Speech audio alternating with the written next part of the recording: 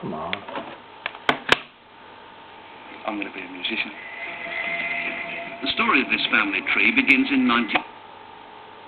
Idle race, who throughout the late 60s had been heavily tipped for success. A success that never seemed to arrive. I always say the pats on the back were killing us, you know. It was, oh, you're going to make it, you're going to... So good, the race, and you could sort of almost see Jeff physically collapsing in underneath it, you know.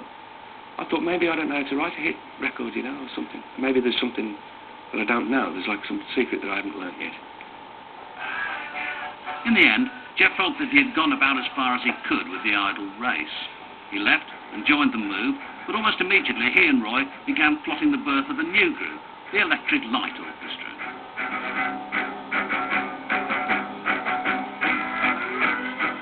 Recently bought a Chinese cello, and it sounded great, actually. It was real, so to speak, you know. And I think if the time was over again, I would have been more tolerant towards him, and he probably would have been towards me.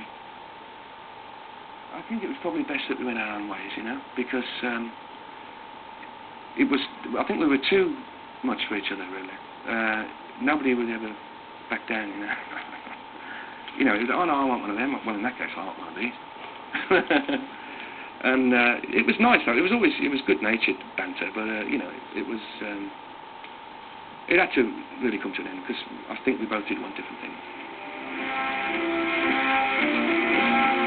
We knew how much we'd spent making.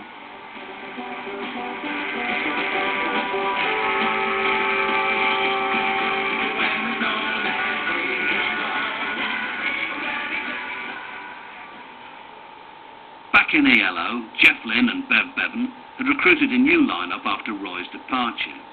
Jeff was determined to carry on with the original idea behind the Electric Light Orchestra.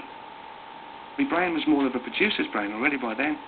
I was starting to think that way rather than thinking about how good can I make the guitar parts. I'd already sort of, okay, the guitar part will take care of itself. It's just like G, E minor, F, you know, whatever. And so I wanted to hear what it was like to be in this environment, you know. Oh, I'll sing in this environment. It's like, you got like the army behind you, you know, like, I suppose it was, because I could, I suppose, you know.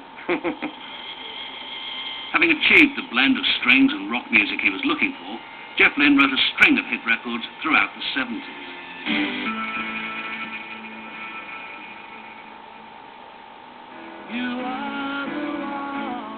By the early 80s, Jeff Lynne had had enough of ELO, a decision that caused a split between him and Bev Bevan.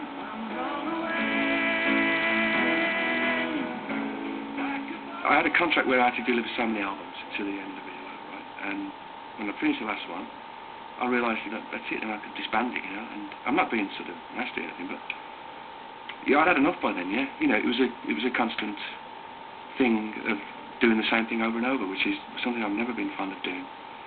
Like sitting out on a tour and doing it for 4 months, you know, wherever it was, and then finishing it, and you know, there's just, I can't think of tunes when I'm on the road or anything like that, you know. So I'd rather be doing tunes.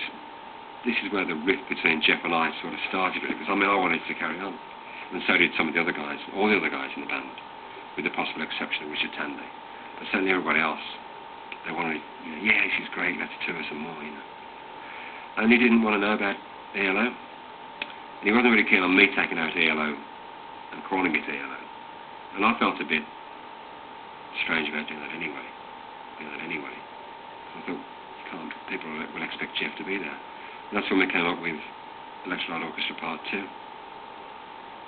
Jeff turned his back on the road and began a highly successful career as a producer, and while working with George Harrison, began toying with the idea of a rather unusual band.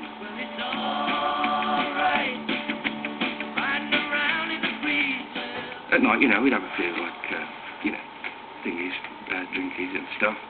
And we'd have these really daft ideas about making this group, you know, with like people that we really like, you know, that we'd love to have in our group. And it was, George says, well, yeah, I'll have Bob Dylan. I said, well, I'll have